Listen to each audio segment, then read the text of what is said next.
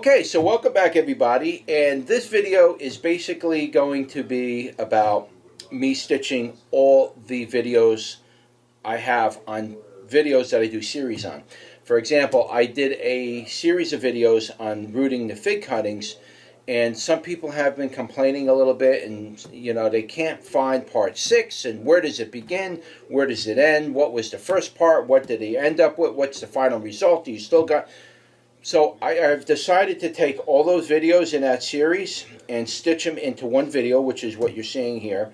And that way you can watch from beginning to end the whole series of videos. So basically, it's just going to be videos stitched from top to bottom all the way across. And that way you're not having to hunt around for, you know, the first video, the second video, third video. You're not hunting around for any of that. So hopefully this will solve that problem. I did create playlists for each one of these topics, hoping that would be a solution to having part 1, part 2, part 3.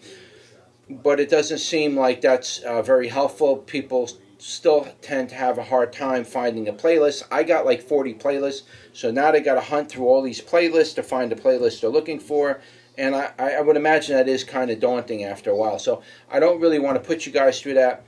This way, this video is one video. If somebody comes back and says, well, where's part 6? I'll just give you the link to the whole series of videos. In the comment sections, I will put a jump list in the comments where you can jump from part 1 to part 2 to part 3 down there. So you can just click to each thing in the jump list and make it very easy for you.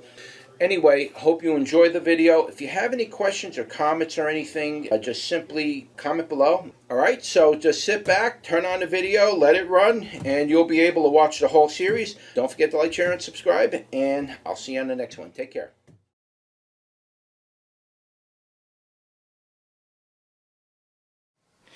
Alright, so I just got done harvesting some of my grapes, and quite a few of them got hit pretty hard this year with birds attacking them and just all kinds of flies, and it would look like white flies were hitting them up, but they're still good. And at this point right now, once you harvest your grapes, I don't know how many of you grow grapes or maybe plan on growing grapes, but once you harvest the grapes, you have to start to separate them right away and get the good ones, you know, separate the good ones from the ones that are kind of bad. You don't want that in there. Get the good ones into a pail of water, or as close to as good as possible. Not every one you're going to get is good. Like here, you can see there's a little bug damage. But separate them out, get all stems off, and just pluck them and put them in a pail of water and let them sit that way either for a few hours or overnight is good. Any of the bugs that can be in them, if there's any worms or anything like that, they will come out of the grape and they will float to the top, or they'll go to the bottom of that water. And then once you get that far, the next stage is to press your grapes. And I'll show you that in another video. But right now, this video, I'm just going to show you me, you know, I'm not going to actually videotape me separating the grapes. This is going to take me several hours to do. And so I'm going to separate the grapes and float them, and I'll show you what they look like when they're floating. And then the next video I guess I'll do after that is me pressing the grapes and straining, and I'll show you what I do after that to get to the juice. And what else can I show you? I'm not sure if I'm going to have enough to make wine. I mean, for me, just to do a demijohn's worth of wine's really not worth it, but I guess I could do it just for you guys so I can show you how I make my wine. I don't use any yeast and I don't use sugar, okay? So the way I ferment my wine is a natural process.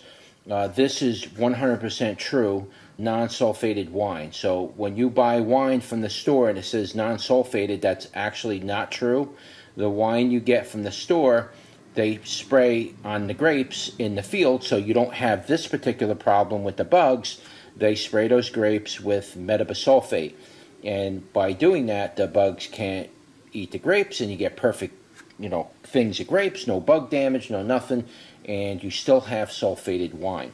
Okay, so this process that I'm going to show you is not the conventional way of making wine, but this is an old world, old country way of making wine. This is the way my grandparents made wine. This is the way my father made wine. And this is the way I'm going to make it. I could smell it now. The grapes are already beginning to smell like they're going into a fermentation stage. So I immediately have to get these grapes plucked and put into water, get them separated and prepared for the next process of getting the juice from them. Now you could either keep the juice, you can refrigerate the juice. You just can't refrigerate the juice very long because it will ferment even in a refrigerator. Or you can let it ferment, and you can use the fermentate as a dressing for your salads because it starts to sour at that point, but it's still sweet. So you're in between, and it's a little bit bubbly, so it's kind of sparkling. It's very interesting on a salad. Or you can let it go all the way over to the wine stage, and you can get the wine from it, and if you let it sour even longer, you can get it into the vinegar stage, okay? So let me separate these, and I'll talk a little bit more about I believe it's called back-to-lie fermentation. Again, it's not using yeast. I'm using the natural yeast and the bacteria or bacterium that is on the grape that will actually ferment it for me, rather than me adding a yeast. So it's a natural way of actually making wine. All right, so let me separate this, and I'll be right back. Okay, so while this is steeping, or what I call steeping anyway, I don't know the right exact terminology of it, I am processing last year's vinaigrette that I made, and I had just sampled it, and it's unbelievably good. As you can see, I am filtering it down now just to take out the mother that's in here. Now, there is mother in here. You can actually use this mother to make more vinegar in the wine area. I don't really see it specifically necessary because it will form on its own. You gotta watch the flies, guys. As you can see, there's mother in here. There's quite a bit of it too, and there's nothing wrong with it. You can consume that. In fact, I don't even need to filter this if I don't want to. I could very simply just put that in a jar with the mother and leave it that way. You can do it both ways. I'm filtering it for presentation, so if I have guests come over and I want to serve this vinaigrette or wine vinaigrette, it's actually wine. It's very sour. It's sour like vinegar, but it gets you a little bit on the euphoric side, similar to the way wine would, because it is pure wine vinegar. This is real wine vinegar, not the stuff you're going to buy in Walmart, but this is the real stuff here. This stuff will actually give you a little bit of a buzz, so you just want to be careful with that, who you're serving it to and things like that. So yes, it does have alcohol in it. The mother that is in here, you have an option to either save the mother, or you can just discard it. I mean, it's going to do it every year. You don't need the mother to start a new batch. It's the natural bacilli, bacterium, and yeast that's in and on the grapes already that ferment the grapes to begin with is already in the grapes, so you don't necessarily need to save that. If you want to, you can. Best way to save that is to save a mason jar like that with the wine vinegar in it, and just scoop everything out of here and just put it in there and let it sit, and it will stay there for eternity. Like I say, I'm filtering this for presentation purposes. I really want to make sure it's nice and clear, so when I put it out on the table, there's not funny white things floating around in it. But this white stuff that you see in here right now, that is what is in your gut. All right, that is known to some people as probiotics. That is the real stuff, guys. This isn't some pill you're taking to get probiotics into your system. This is the real probiotics. You can consume this. It's not going to make you sick. It's not going to poison you. It's very good for your intestinal flora. In fact, I may eat some of this on camera for you to show you that you can consume this, and you're not going to die or get botulism. Or this is the best stuff on earth. They've been doing it for thousands of years this way, and we should still be doing it for the next thousands of years to come. Smacking away the fruit flies. They're coming around. They know when something's good, but I mean, I'll take a sip off this for you right now just to show you that I'm not pulling your leg, or I'll show you that you can consume some of this right now. What's up, guys? I'm here making my wine and my vinegar. Now, I just want to make a note that this has been sitting for a year. Okay, it went through the wine process, and then I let it continue to percolate several times on its own, and it gets to a point where it just doesn't percolate anymore. It's over. It's over. The only thing that's alive is the mother that's inside. It's extremely potent. It's very, very, very good for you. So I may consume some of it. I'll show you how I consume it right in front of you, but I'm going to just take a little bit of this wine vinegar right here. Okay. Now, it's going to be bitter like vinegar. Okay, it's going to be very sour. You're not going to drink it like a sweet wine. It's going to be very sour like vinegar. But the odd thing about this is, as you start to drink this or sip on it, it draws you back again and again and again and again. It's not because you're an alcoholic that's drawing you back. It's something else. It's the naturalness of it, the purity of it. You actually get a buzz off of this stuff. So that's why I'm not going to drink too much on camera, because if I keep sampling this stuff, yeah, I'm going to. When it first hits your palate, you're going to pucker. But then after you pucker and that goes away, the aftertaste is so good that you gotta have another sip. And the next thing you know, your palate adjusts to that level of bitterness, and you are literally drinking this like you would drink any other wine. All right. So, but this is a vinegar. Just trying to make that clear. It's a vinegar. It's not really supposed to be a wine, but it's actually a wine vinegar. This is true wine vinegar. This is not the stuff you're buying in the store. The stuff you are buying in the store has all the alcohol removed from it. It's been cooked and it's been filtered and processed. It's just not going to be anything near what I'm about to show you right here. So this is with the, I don't know if you can see it. It's got some of the white stuff in there. That's all that bacillum, or whatever you want to call it, bacterium. This is the probiotic, and I am going to sip some of this right now. It's got a nice fruity grape flavor. It's very sour. It's sour like a vinegar. It's got a beautiful fruity flavor that follows the aftertaste. It's not unpleasant in any way. This, if you ever make a salad and you put this on a salad, this is like, you'll never want to use apple cider vinegar again. The thing about this, the acid, the pH acid is perfect. It balanced itself out. There's no sugar in here. I never added anything. It's just simply crushed grapes that I fermented and I let go to vinegar. But the thing is there's two ways to do this. You can ferment this with the grape skins, or you can ferment it without the grape skins and the solids and the pulp and everything. The mash, as they would call it. This particular one, I was specifically going for the wine vinegar because I am going to bottle it now and store it. So I didn't want to ferment it with the grape and the solid and everything in there. So I did filter it off and I did take that stuff out. But you can leave the mash in there. It actually makes for a better type of grape wine. If you're going for more of a dry wine, you kind of want to leave the skins in there and let it just ferment with all the pulp. But if you take the pulp out, it's going to be a sweeter wine, and you can harvest this particular type of wine at any stage. You don't have to. I drink it and consume it while it's bubbling. I like it like that. It's actually pretty cool.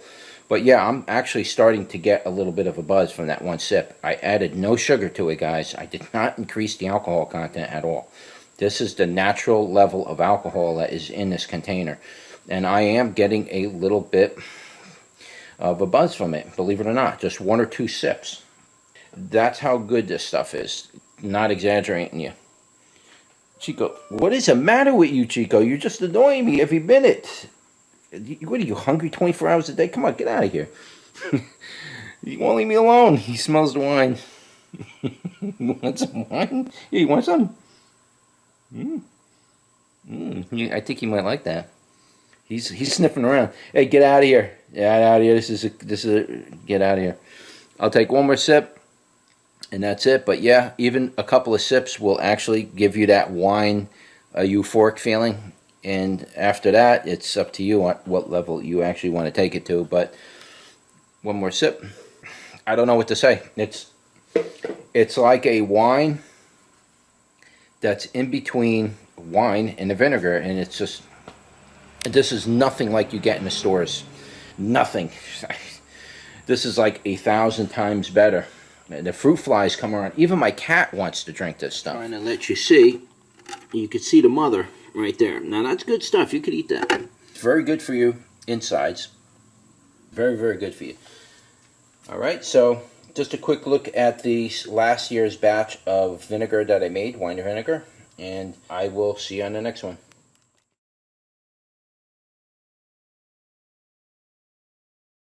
Alright, so pretty much this is the next day after I floated the grapes and pretty much removed any detritus or any bugs, anything like that that floated to the top.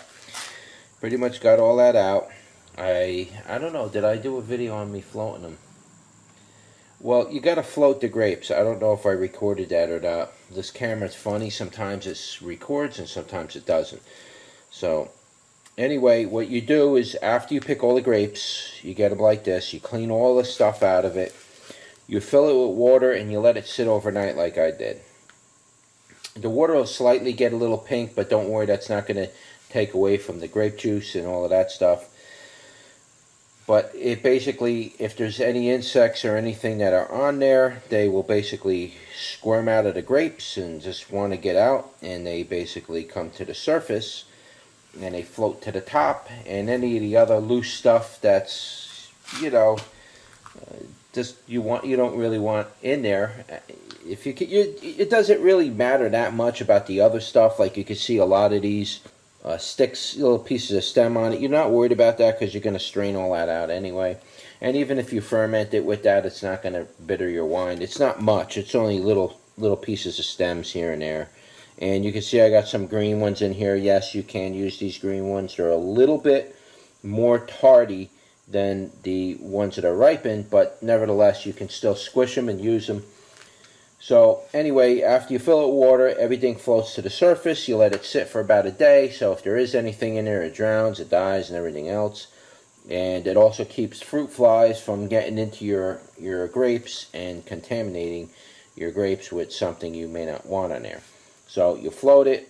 Anything that's on the grapes, that's going to float up. It all comes out. You rinse it 2 or 3 times. Get all of the little pieces and stuff you don't want in there out. And then you're finally, in the end, you're pretty much left with this. Now, I do have some blackberries in here as well. At this time, if you want to add your cherries to it, or your blackberries or your raspberries to it, you can do that as well. I sometimes do that. In fact, sometimes I don't have any this year, but I use the choke cherries. I'll harvest those and squeeze them off into there as well. So you can add your other berries into it. And basically at this point you're ready to begin to macerate this to get the juice out.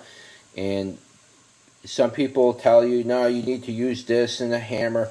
You can start it off that way with a sledgehammer. Like if you get a brand new sledgehammer and it's clean and you put it in a bag and you can just kind of pound it down like mashed potatoes, you can do that. But after a while, it doesn't work. You're going to just have to get your hand in there sooner or later anyway, and you're just going to have to do it by hand and squish it.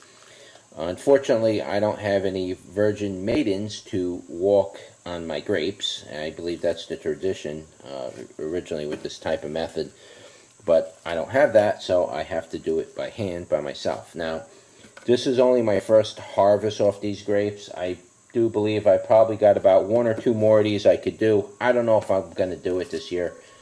It's just a lot of work. This took me 2 days just to get this far, and then it's going to take more time to strain it and then clean it, and then I'll show you the processes. And it's just a lot of work, and for me it's not really that critical to get a ton of grape juice, but nevertheless I'm doing this pretty much to show you guys how this works. So out of everything you've seen from the first pail, this is about maybe 50%, maybe a little higher than 50% of the mass that was in there. And it probably would have been a little higher. I ended up discarding a lot of grapes that probably were salvageable.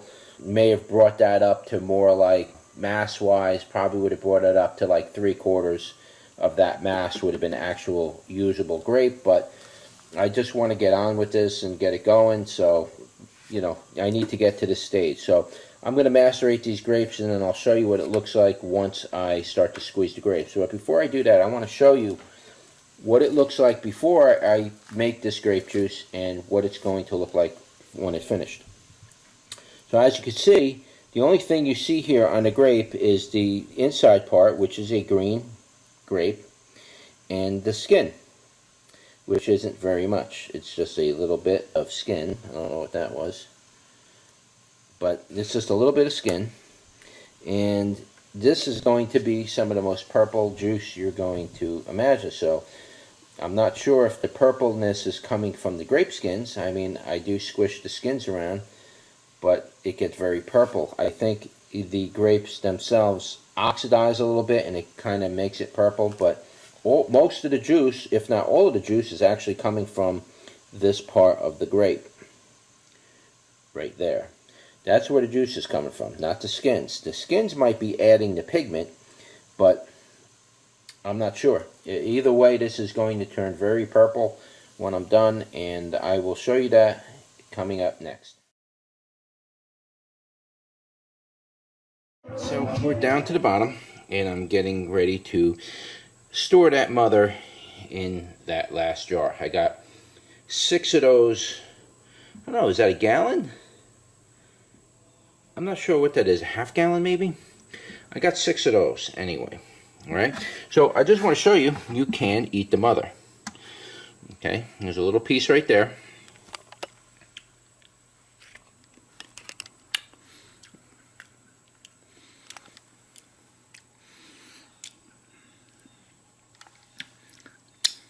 It's actually really good. Look, I'll do it again. Here's the mother. Okay, got a little piece right here. Now, I don't know if you can see me or what. This is basically the best probiotic you're ever going to eat. And I'm going to eat a little piece right here on camera.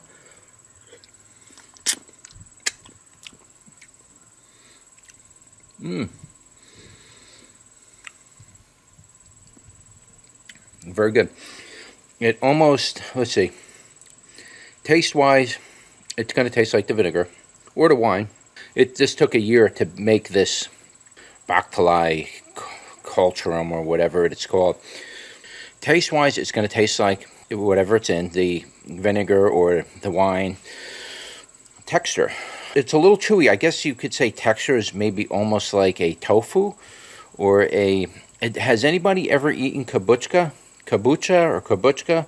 I've tried that one time. It's like that white mushroom thing that forms in the water. It's basically the same thing.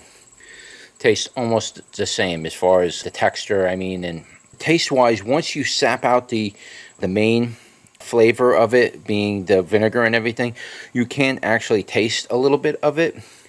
And it's very smooth. It's almost a little sweet. It's very pleasant. It's very, very, very, very good for your digestive system. So, I mean, if you're looking to start moving along to a natural way of doing things, you might want to consider processing your grapes the way I'm showing you in this video. And you can harvest the mother. You can make the vinegar from it. You can make the wine. You can also make the grape juice. And as far as the mash goes, once it's done, well, that you can discard and just put in your garden. But there's absolutely no sugars been used. I did not use any sulfides or sulfates to stop the stimulation of the wine. I let it fully stimulate until it is completely used up. There's no starches and no sugars left in that particular batch of vinegar. Though if you do make wine, there is a trick you can use to stop the fermentation process from secondary triary or tertiary or whatever it's called process of your wine potentially firing back up in a bottle. And it could happen even under certain pressures and conditions. Like normally, if you once you bottle it, it'll build up pressure in the bottle and then it'll just kill all the yeast normally.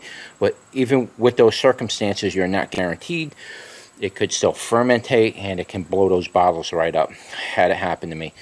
Also, temperature is not guaranteed to stop that reaction from happening. It can still happen. And you may not want your wine to be a fizzy type of a wine, so you might not want that effect. So you are going to have to stop the fermentation process at whatever stage it is, primary, secondary, triary, whatever that stage it is, you're looking to stop the fermentation for best flavor, best color. And that's up to you when you do that. There are natural ways to stop the fermentation process, and I believe using grape leaves is one of those ways. You introduce the grape leaf into that last process. Of course, you have to make sure that the grape leaf is absolutely sterilized. But after you do your grape leaf and you put it in there, there's something in the grapes that actually cause the process to stop. So you don't need to use metabisulfate to stop the fermentation process. I can get into a little bit more about making wine, making mead, a different beer making process. I really don't want this to be like an alcohol making channel, though I really ain't gonna have a whole lot of content to put up during the slow months. This, I figured, would be something for me to kind of show you guys a little bit about make your own homemade wines and vinegars, and I figured it would be applicable. Now, you can do this with apple juice, and I have done this process with other berries, wild berries. I've done it with choke cherries, I've done it with cherries, I've done it with all kinds of stuff, but nothing comes even close to doing it with the Concord purple grapes. I'm sorry. I have grown other grape varieties, but I have growing several varieties of grapes, so I can make several different types of wines and vinegars, including white vinegars and stuff like that from natural grapes. But I have tried with other wines. They come out okay, but they're nothing like the Concord grape. I'm sorry. This grape is king. It's been used since I was a kid. Till this day, it's still used, and for every reason in the world, as you just seen, I can actually eat every aspect of it. Even the mash, if you wanted to, you could probably be creative and do something with it. I'm usually left with like a a bowl or maybe a sandwich bag full of grape seeds when I'm done with this whole process, and you can grind those grape seeds up and make like a flour, or you can just eat them raw. I actually just eat them, just chew them up just like you would do with nuts. They don't really have any particular flavor per se. Yeah, if you don't want to waste it, you can eat them.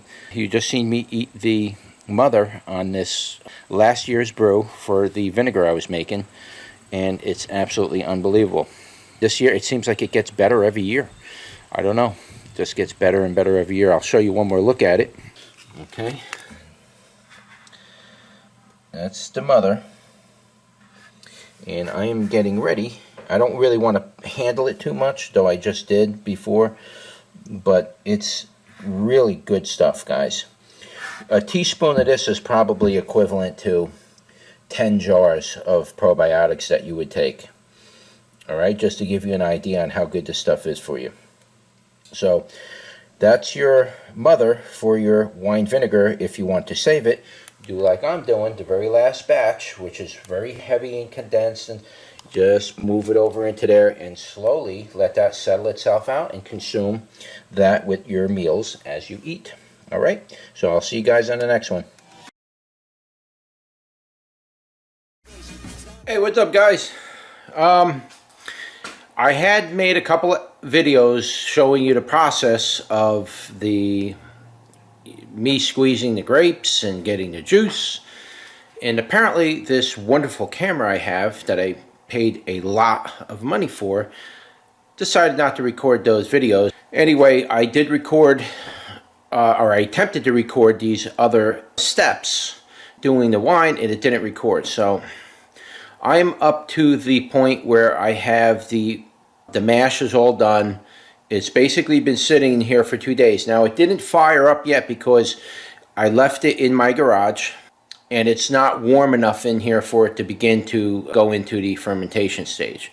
So I am going to bring it in and basically begin that fermentation process. Now, it did start to fermentate a little bit. It's starting to go a little, but it didn't really kick off right away, and it's because it's too cool. Once it gets a little warmer, then it'll start to go a little faster. So let me show you what I got and where we're at, and then I'm going to end up redoing a one series video and just conglomerate everything in one video, and then but I'll finish the series out so you guys can see it. step by step. But unfortunately, I did lose a couple of videos that had steps in it that I wanted to show you. That's not necessarily important, but it would have been nice for the series. So anyway, let me show you what we got. Now, I did open this to look at it, and one or two fruit flies were in here, and don't ask me how that's even possible because these grapes sat for a couple days with the lid on it. Oh, so apparently this is fermenting. Okay, you can see. You can see the bubbles coming out. See, I decided to let this brew with the mash in it. You see all like the bubbles coming up? I decided to, oh, I could smell it from here. I decided to ferment it with the mash because actually I like the taste of it better when you do that. Okay? It tastes a lot better. It allows the full body, the full flavor of the grape to come out. Now you can see these fruit flies, as soon as I open this thing, they come running over. Alright, so I just wanted to show you where we're at. Now this is all got to get squeezed, alright? This is by no means, this is nowhere near ready for consumption. I mean, you could, if you want, you could stick a cup in here right now and consume everything you see here. You're not going to get sick, it's not gross, it's actually pretty good. I'm trying to just clear it out so you can see the juice.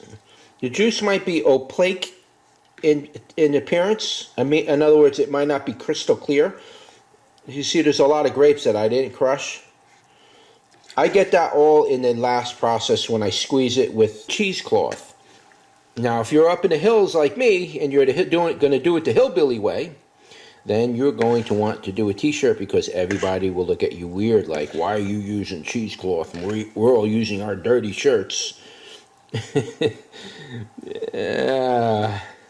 No offense to the hillbillies, guys. I'm a hillbilly myself, so you can see I'm just stirring it around. You don't have to go too crazy with it. I don't want to introduce too much oxygen into this at this stage. If the more oxygen you introduce, it's not going to go bad no matter what you do. But when you introduce the oxygen too early into its fermentation stage, when you start mixing it around too much, it will get bitter quickly, even in the fermentation stage. So if you're looking to preserve that alcohol, sweet alcohol taste, you're not going to want to disturb it at all. Okay? So, yeah, for me, I'm just stirring it around a little bit. I want to see. It's very dense. It's like a slurry at this point right now.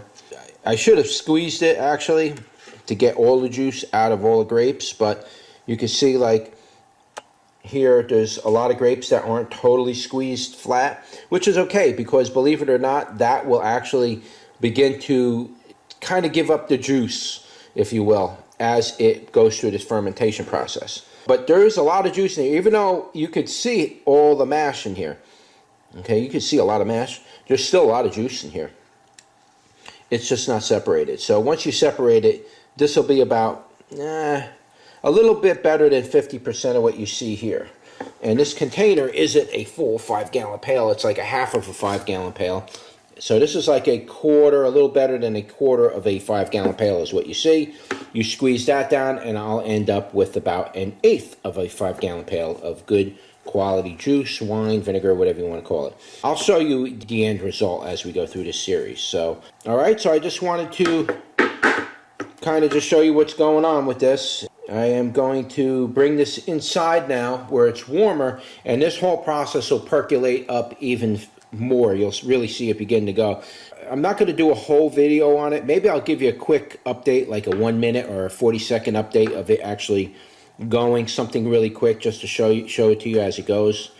Yeah, this is right now, this is really, really, really good stuff.